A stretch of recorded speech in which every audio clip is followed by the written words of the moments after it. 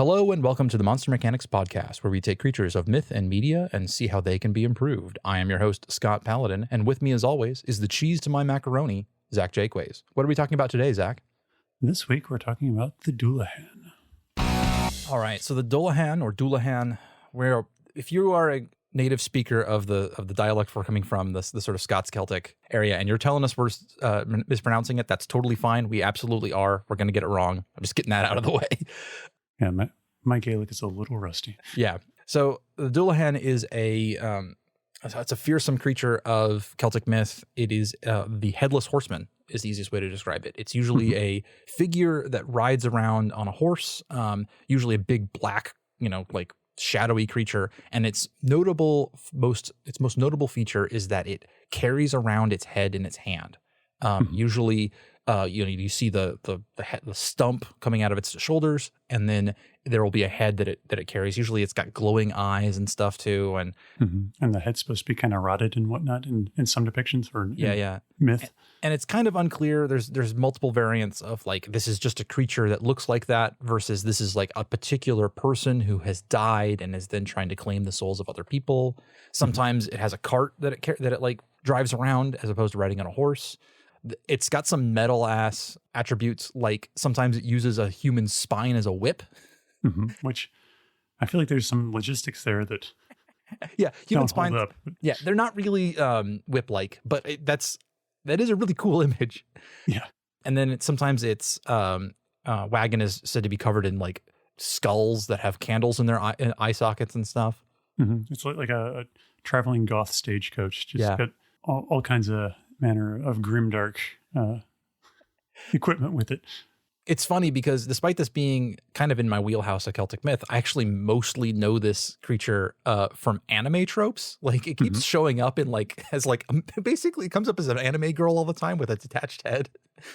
Very strange way to have approached this creature. And I don't think it's going to be helpful here at all. Yeah, I feel like the anime approach to monsters in many cases is how can we make this sexy?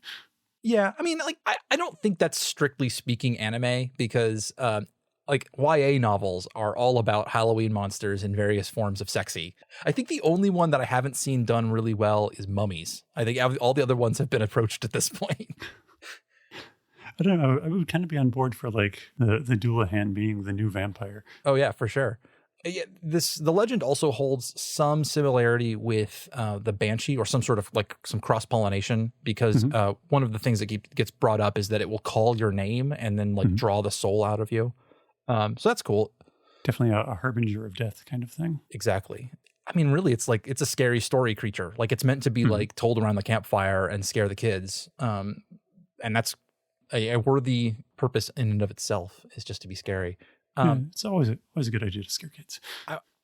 Before we get, I mean, we're going to have to talk about this thing as a truly supernatural creature because I just have a list of objections to any sort of actual biological creature that has a detached head. Unless the creature is some sort of infection or microorganism that inhabits a corpse. Yeah, maybe. But like, so taking it from the obvious, if this is just an actual, like a humanoid creature that has a detached head, ignoring the fact that it can't breathe, or maybe it could breathe through its stump, but it can't like give a blood supply to its own head. It also probably can't chew and eat. Let's ignore that. One of the really basic things is it will fall over all of the time because we rely so much on our inner ear for balance that if you were to take it off of our head, and even if he was holding it in his hand, I think that totally screws up your balance loop to the point where you are just going to like not be able to walk around, and let alone ride a horse. Like your ability to actually like control your own body, even if you have some way to get the signals across, I don't think that works anymore. Maybe the horse is the Dullahan and the body is some sort of a protuberance. Yeah, protuberance or some sort of malformed centaur experience. I did have the idea that you could have a creature that there are some creatures that subdivide as a form of reproduction where like it grows up as a single body, and then at some point in order to become two creatures it like just breaks off a limb. Certain kinds of flatworms I think pull that move. Not particularly complex creatures, but there's nothing to say I think that you couldn't do it with a complex creature. But none of those then like remain as a symbiotic organism once it has divided itself. And that's actually kind of an interesting concept on the face of it. Like if you had a creature that like grew up, maybe it's, I mean, the head is just the stupidest part to do that from like a survival form. Cause like you don't want to put all of your sense organs on their own like immobile creature, like that has to be carried around in hand. It seems like that would be much more useful to just leave on top of the head. But if you had a creature that was, let's say 8-limbed, like it had like a spider that like splits in half and then has 2 mobile versions of itself, and it uses that essentially as a single organism that pack hunts. But each of those would still have to be like, unless we're, you know, calling in magical bullshit, each of those are just its own creature that share a genome at that point and then work closely together. I don't think they're the same creature in and of itself. Although, holy crap, if the Dullahan, you like it loses its head and then the head gets spider feet on the bottom of it and then it's mobile, that's a version I could get behind. I don't like that at all.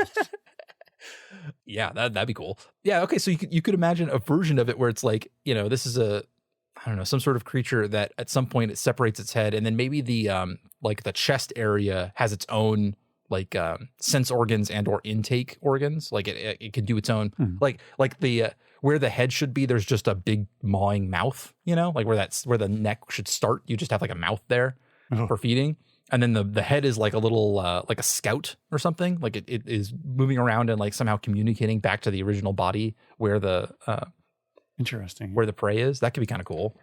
I wonder if there are some ways that you could, those two organisms could communicate, which are what's the way to put this, that would seem as though they are like telepathically linked still. I think you would still have to have a brain in both sides, but like if one of them was using like really ultra high pitched sound to communicate, like constantly feedback information to the original, like something like in the echolocation range, then it could seem like information that was, you know, the when the head sees something that the body was then able to like react to it as though that it was actually seeing it.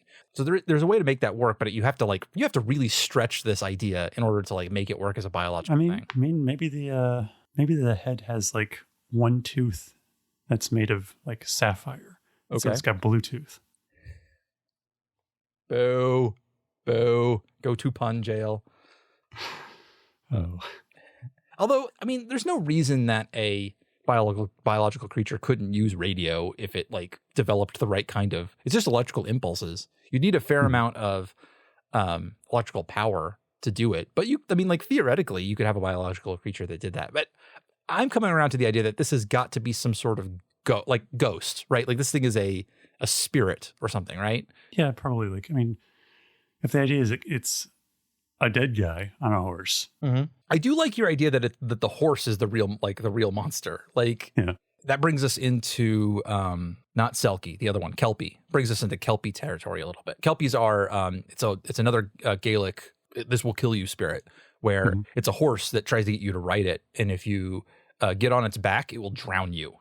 Like it will. Interesting. And the worst part about it is that it's sticky. Like if you get on it, it starts to like fuse your body to it, so that it like so that you can't get off, and that's how it drowns you. It like drags you underneath the water that way. That's interesting. Maybe there's a variant that gets you decapitated. Yeah. Okay, so if this is a Kelpie, that maybe I got to make sure I'm doing that right. My brain is just doubting my own. Yeah, no problem. Yeah. Okay, I got it right. Kelpie. Yeah. Because the number of times I've gotten Kelpie and Selkie flipped in my head means that I can no longer doubt when I just remember it. I have to look it up every time. For the record, Selkies are seals that take off their skins to become human. And we'll get to them later. Yeah, there's an episode there. Yeah.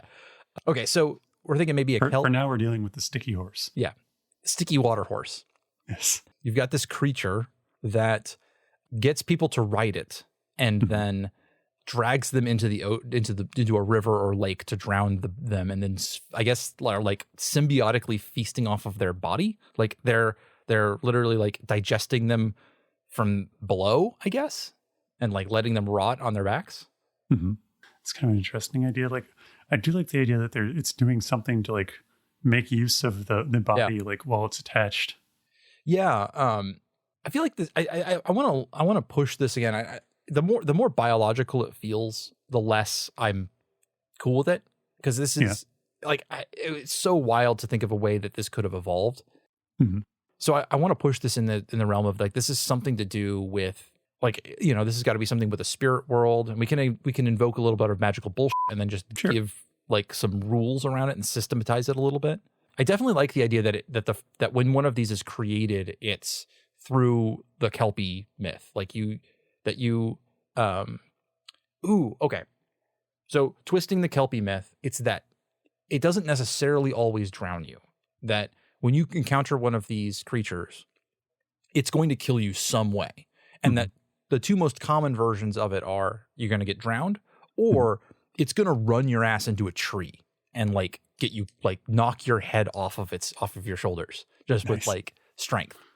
And like, obviously you don't get away with it because you like, you don't just fall off because you are now fused to this thing. So I think that feels like it's got all of the sort of narrative shape of something that happens to like a sinner, like a bad person who, like you do enough bad things in your life that one of these horses seeks you out in order to like make you into a demon of an object of vengeance, to punish other. Like this becomes it's a little bit Ghost Rider.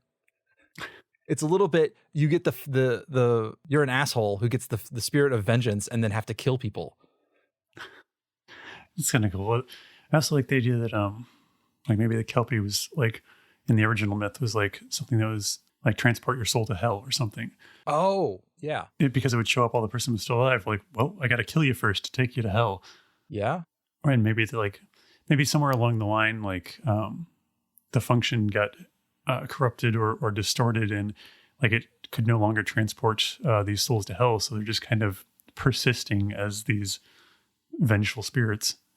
What if one of the weird aspects of the Divine Comedy by Dante is that he just like put like living people in hell? He's like, you can just go to hell like while you're alive. You don't have to die.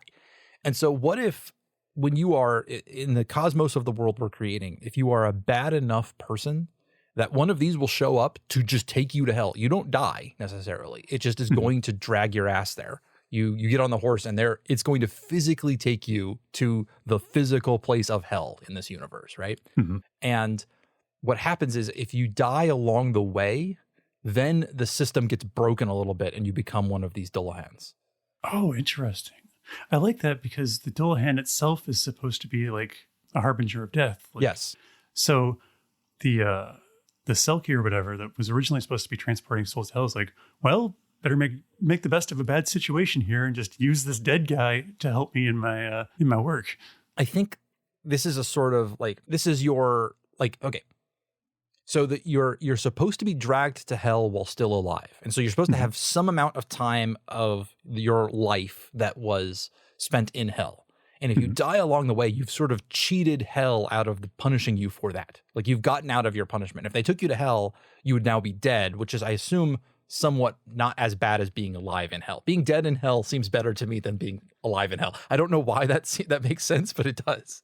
So sort of cosmically, they're like, okay, now you have to make up for the fact that you got out of some of your punishment, and you have to work. You are now a psychopomp. Like you are now somebody who works with the Kelpie that was supposed to bring you to hell alive, and you are going to be dragging other sinners to hell yourself. Like you are now, they put you to work until you've paid off the debt that you owe. I think that could work. Yeah, I think that's kind of a cool idea. Okay, but how does the spine whip factor in? So the metal version of it is that it's their own spine. Like they rip their own, like the head comes off and then they rip actually, I think the spine whip, maybe it's something, because you are absolutely right that human spines don't work that way. Like, you know, they kind of flop around, but it's more like a I'm having a hard time describing what a articulated spine is like. It's like a lamp, like one of those like tube lamps that you can like move, but it doesn't like flop, Yeah. So I imagine that like maybe that's something that they make, or that gets that they incarnate or something like that. Maybe an old school option of that is they have like they have a whip, like they make themselves a whip, or they get a whip when they become a Dullahan. And then for every soul that they drag to hell, they remove one vertebrae from that person and they like thread it onto the whip, or like weave it into the whip itself. Sounds kind of cool. And so the more, as they fill out the whip, that is how close they are to finishing out their task. And also makes it more dangerous. Like it's got now like spikes and on it that's going to make it like more dangerous to the people that they're hitting it with. So you can kind of like, you could almost at a glance look at a Dullahan and be like, oh, you're new. You have a big long whip that's not full of vertebrae yet. Or like you see the Danny Glover one who's too old for this and one day away from retirement.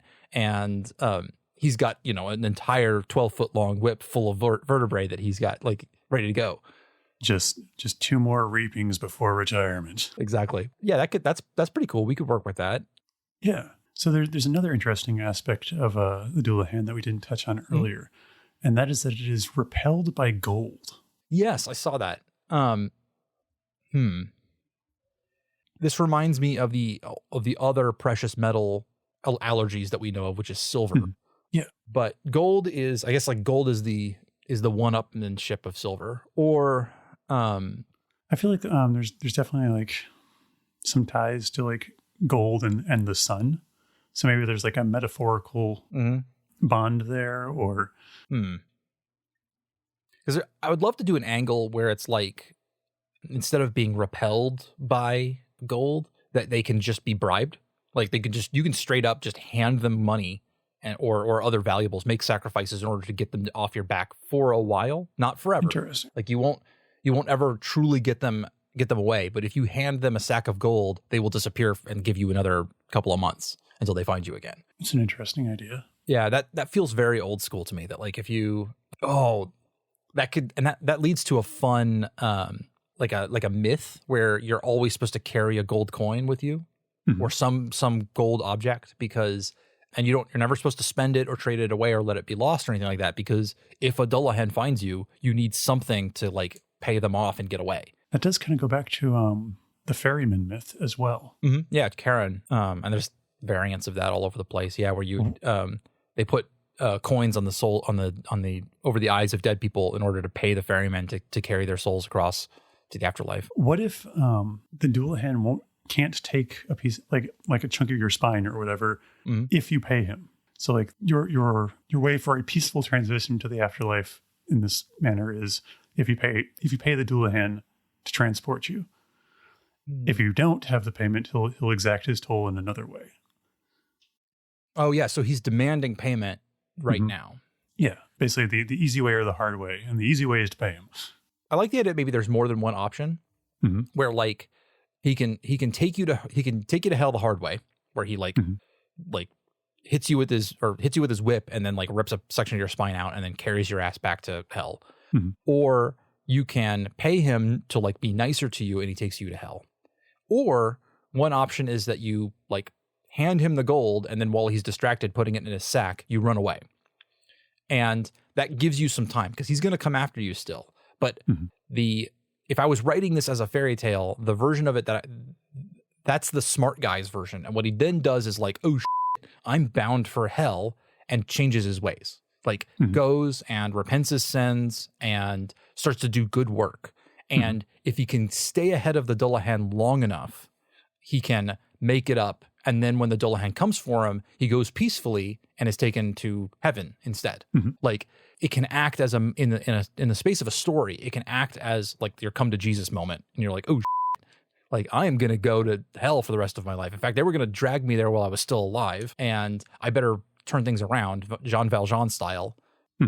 Like Dullahan is Javert in this scenario. I'd watch that. Yeah, that'd be badass. So one of the other elements that's kind of mentioned is like the stagecoach or cart that's been run. And I like the idea that maybe this coach is laden down with all the treasures and gold it's collected along the way, maybe. Ooh, that has other narrative elements, because if you get close enough, you could steal from him. You could steal from the Dullahan, but that's like, like it's big risk, right? Like if you get caught in the act, like, guess what's going to happen? He's going to hit you with his whip and drag your ass to hell, or add you to his cart. Like now maybe that's where the skulls come from. Like he doesn't normally get skulls when he's like just transporting people to hell. But the people he catches, he just puts your head on the side of the cart and then you slowly rot into a skull. Ooh, I like that. I like that. Okay. So that explains why some Dullahans don't have a cart and some of them do, is that if you're fresh and new and haven't been paid very much, you can just keep all of your treasures, all of your payments in just a sack on your saddlebags. And then over time, eventually you're like, no, I need a cart for this because it's too heavy. And so like, those are the old school Dullahans who are like, so like, they're the ones with the whips that are full of vertebrae because they've been at this a long time. Yeah, I like that. That they like this. Like it's still reliant on magical bullshit. Like this is all just a, it's man, somebody's barking out there. We were talking about the Dullahan, the old school Dullahans who have the carts, who've been like fully laden and paid. I like that that the longer they've been at this, maybe that's why they're gathering the money, is that they're going to pay the devil to like pay off their own debt. I like that. Like this is all of the stuff that they are gathering up to give to as a penance for all of the things that they did in life.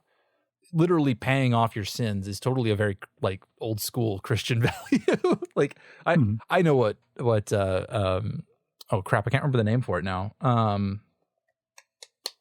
The thing that Martin Luther was really pissed about, indulgences, was an old school Catholic practice where you literally just paid the Pope and you were like, hey, I have some sins. Here's a big stack of cash for you to absolve them. And they're like, thanks, Bo. And then they would just like, yep, you're out. You're done. Yeah. Good job. You seem reformed to me. Exactly. So, but yeah, I like the idea that you literally have to, like, not only are you having to gather souls, but you're like getting money from them in order to pay off the devil. That seems very old school to me. Yeah, I like that. Ooh, could these also be the same guys that, since essentially we've built them into psychopomps? By the way, if I've used the word psychopomp previously in this episode, a psychopomp is a creature that takes souls to the afterlife.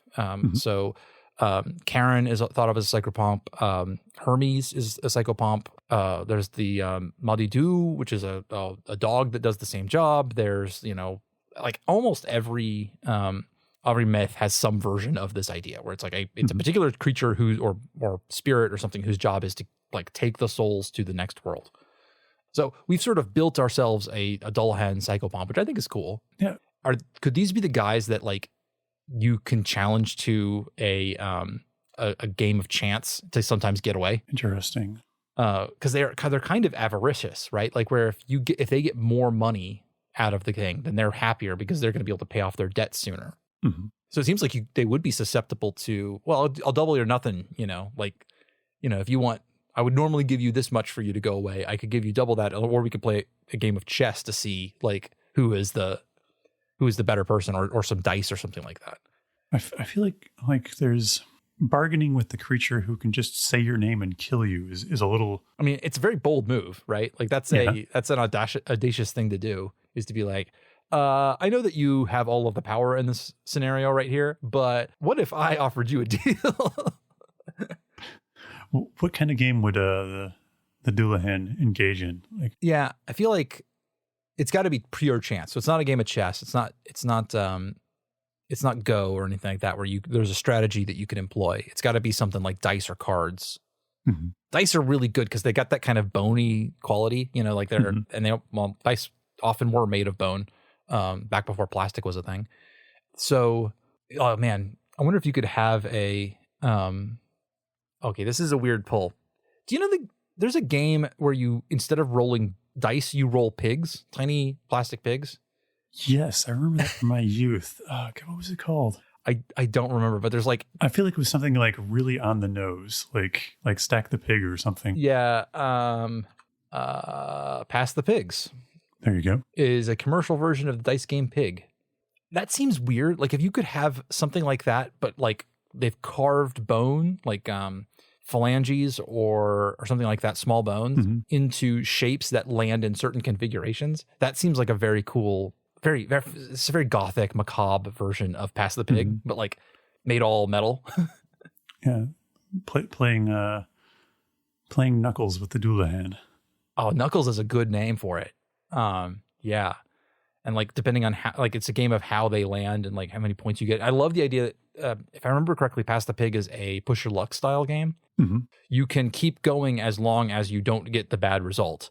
And that seems to be appropriate for this idea. It's like you are pushing your luck with this whole thing about like it being like worse. Maybe it's one of those things where, you know, like, again, like if you don't have any gold with you, then you can try playing for it you play Knuckles. And what ends up happening, what you're doing is like gambling a worse punishment or getting away. Like if you win, you get away. If you lose, then it's all the worse for you. Like you not only get dragged to hell, but like your finger bones get added to the Knuckles game, like, or something along those lines, or like you know, like it's about you are gambling additional years in hell before you can leave or something like that. I'm liking how bone themed this guy is. Yeah, I mean, well, because we went to the natural place because he starts with a freaking spine whip and like a skull covered wagon. That seems like appropriate for it to be heavily boned theme. I like the idea that the Dullahan's body keeps rotting. Like they died on their way to hell, and their body is like breaking down over time, and they're still walking around as a member of the undead, like doing their job. So old Dullahans are going to be very bony and skeletal themselves. Like they're going to be all the flesh will have rotted off of them and stuff. Ooh, can you imagine like a particularly old Dullahan? Like this is our, you know, 2 reapings away from retirement guy who's like been doing this forever, to the point where like he's just down to the skeleton, and to the point where even the connective tissue that holds the skeleton together isn't holding together too well, and he's wired himself together with gold wire. Ooh, I like that. That's cool. I love that image. The Kintsugi Dullahan. Yeah, exactly. And he's got staples like holding his ribs together, but they're all gold. That's great. Yeah. Bone. I do like the bone thing, that they're very much into like bones as payment and tools and like and stuff like that. That's really cool. It reminds me as the copy pasta that goes around the internet where it's like, oh yeah, the tooth fairy, which is just the less scary juvenile form of the bone fairy. Yeah. Not quite as awful as the skin fairy. Let's see. Are there any other angles we can take on this guy real quick? We've got like I think we've got a good set of rules around like what happens when you encounter one of these things. And presumably if you live a worthy life, like that's also a defense against them. Like showing up and being like, well, yeah, but like I'm a good guy. Like I've given to the chair. Or, ooh, this is one other time when I wish I was a songwriter, because writing a little like a song which is about telling the Dullahan that you have no money because you gave it away that would be a fun little like part of the world to have. Oh yeah, where it's like it's a song that everybody knows, like or like a nursery rhyme almost, where it's like, you know, like my pockets are empty, I've turned them out because all of that has been given to the poor, the less needy, or like because I just bought bread to give to the hungry and stuff like that. That'd be fun. That's a good world moment. Maybe it's like sort of like almost a like a tale of warning about hoarding wealth. Oh yeah, because like maybe in this instance, like rather than being repelled by gold, like Dullahans are attracted to it. Yeah, and so they always come for the wealthy man. And it's also more like a commentary on like how wealthy men are more likely to have, you know, committed a bunch of crimes and whatnot to get where they are. Yeah, and in fact, in that way, it can become a very anti-capitalist message of like the very act of having money that you can't make use of, like the idea that like billionaires by their existence are evil, like just because that money could be better spent by other people. And so it's the same sort of idea that like if you've got more than you need, if you've got more than you can use, then it is your moral obligation to, you know, give that away and to rid yourself of the evil that is money. And that like people who are like that in life are the ones who end up becoming Dullahans, you know, that like, oh, Which makes an interesting idea, because what happens is that you then spend a segment of your afterlife again gathering money. If you're a Dullahan who like was super greedy in life, you spend a big section of it gathering money in order to give it away at the end. Like you are. There's definitely a poetic notion to that. I like that. And so maybe there's a conflict. Like everybody, I love the idea of myths where everybody argues about all of the details. And so like everybody agrees that Dullahans, you can pay them off, that they hoard gold, that they've got it all the time. But like everybody argues about, some of them say, oh no, they're paying the devil to get out of hell. Like they're paying the devil to get off their debt. And the other people are like, no. They're gathering up until they know they have enough to make up for their sins, at which point they give it away. And like they become like, they have to do one big last charitable act to make the ledger square. Oh, I like that. I love that there's like maybe some huge anonymous donation made to a church or an orphanage or something. Exactly. And there's like this legend about how that's the Dullahans work. Yeah. In fact, maybe an anonymous donation is sometimes marked out, like it's a real anonymous donation that came from a lord or something like that, but they mark it in like the name of a Dullahan. Like they say that this was left by the headless man. Oh, I like that. As a way of saying it's anonymous. Yeah, that's cool. I could totally dig that. I love the idea that it's of conflicting natures. Like some people believe one thing, some people believe the other. No, I think that's a really cool idea. Yeah. I think we've pretty well systematized this idea. It's still, I mean, like we haven't really contradicted much other than of the original legend. Like we're still sort of, this is all just built on top of it, which is good. Yeah, I like this. This is cool. Yeah. Are there any other elements we want to touch on this? I still think they would fall over if their inner ear is obviously then they're relying on the inner ear of the horse creature that they're fused with. All right. Now I think we've pretty well covered these guys. Excellent. All right. Well, bye. Until next time. Thank you for listening to this episode of Monster Mechanics. I am pleased because we have a 5-star review over on Podchaser. And since we don't have a lot of these so far, I'm going to read it out here as a way to say thank you. One of those podcasts that I think works amazingly well at being both good background noise and good to focus on intently. The two oddly dichotomous ways of listening to podcasts. By the end of each episode, you'll have an interesting take on a classic monster and/or a handful of awesome ideas to spin into something else. A fantastic place to go for concepts for your own TTRPG ideas or fiction writings, or some soothing voices to listen to. Either way, highly recommend it. Thank you, The Dark Fiddler. That means just the world to myself and Zach. You made our day, probably our week, by leaving us that review. If you'd like to join them and hopefully help our podcast find some new ears, you can do so on Apple Podcasts or Podchaser. Anyway, on to the credits.